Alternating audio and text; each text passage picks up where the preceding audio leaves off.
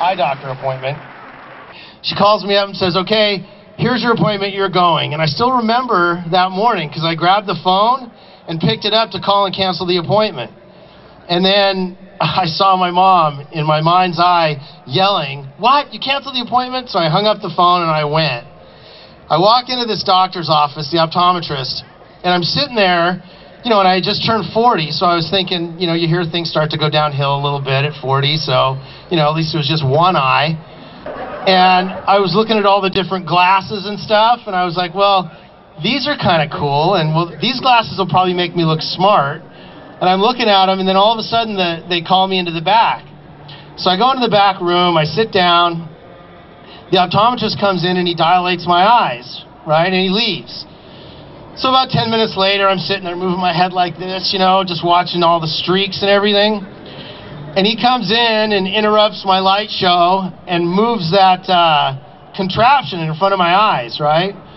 As soon as he gets it in front of my eyes, he looks into it, and then I didn't hear it, but the phone must have rang because he picked up the phone.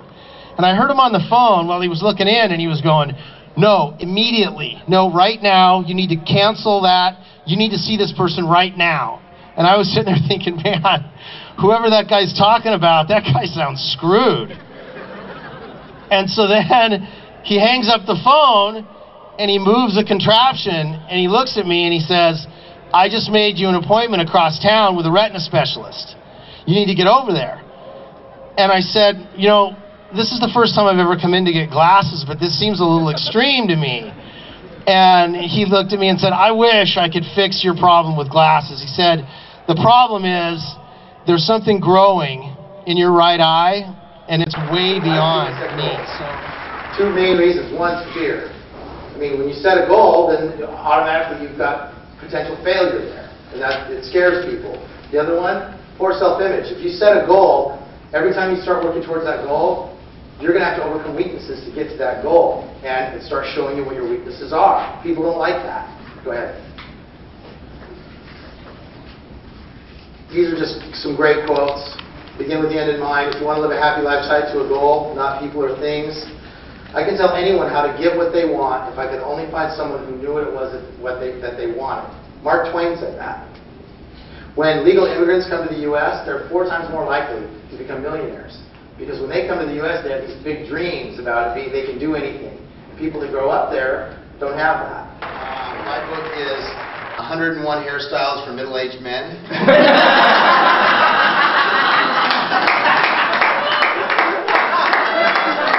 I'm really excited about it. I can show you the first 3. This is the evening look. This is my playful look.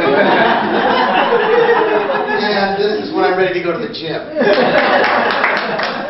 No, I wrote a book called Confessions of a Mortgage Insider. I've got 20 years in the mortgage industry.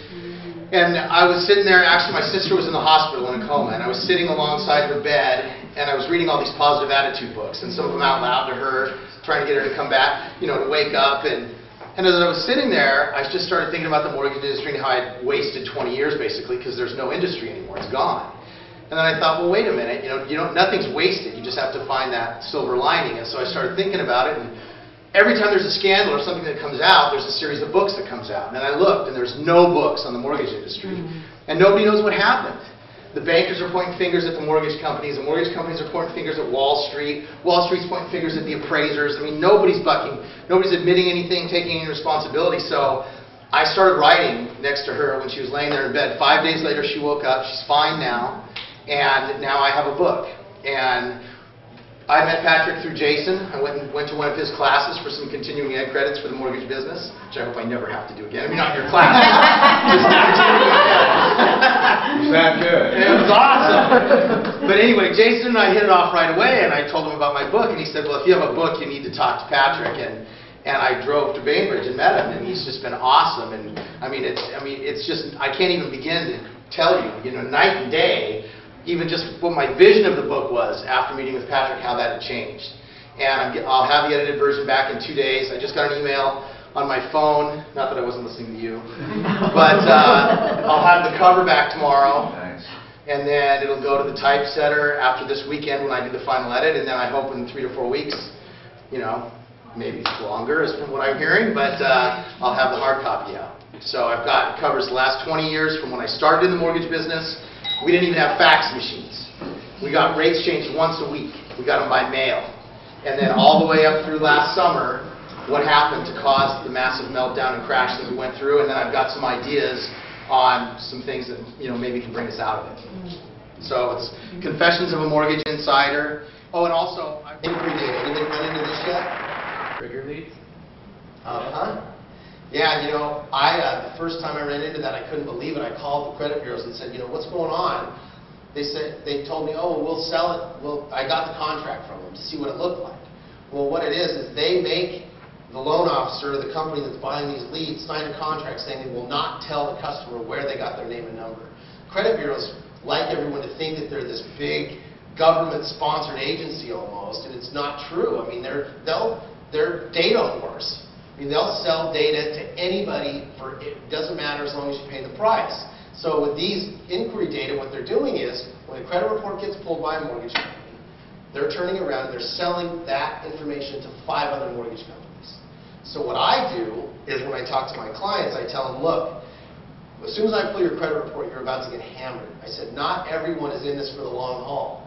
There's a lot of mortgage companies out there that aren't. They just want to try to make one big hit off each borrower, and they don't care. But the detriment to them is they get no referral business and they get no repeat customers. So what do they have to do? They have to keep getting more business. I said, you're going to get a bunch of phone calls from those types of companies as soon as I pull your credit report, because they're buying internet leads. They're buying trigger leads.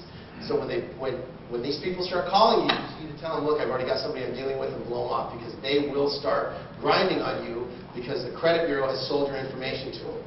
Another thing I was thinking about doing was, they use the phone number on the 1003. When we upload our 1003 to the credit bureau, that's the phone number that they sell to these other mortgage companies. I was thinking about putting in a 900 number that charges them like $1,000. So you just put that as your client's phone number, order the credit report, and then change it back.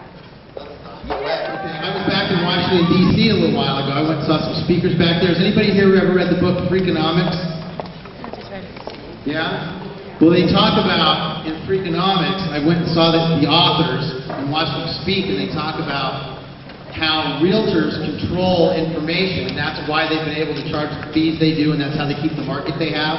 And they compared the controlling of information that realtors have to the way the Ku Klux Klan controls its members by limiting or giving them information.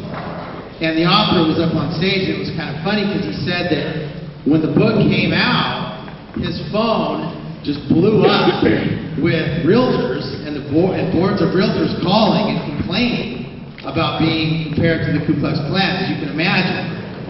And I was sitting there listening to him, and then he finished by saying that he was surprised because he got all these phone calls from the realtor boards and realtors, but he never got one call from the Ku Klux Klan.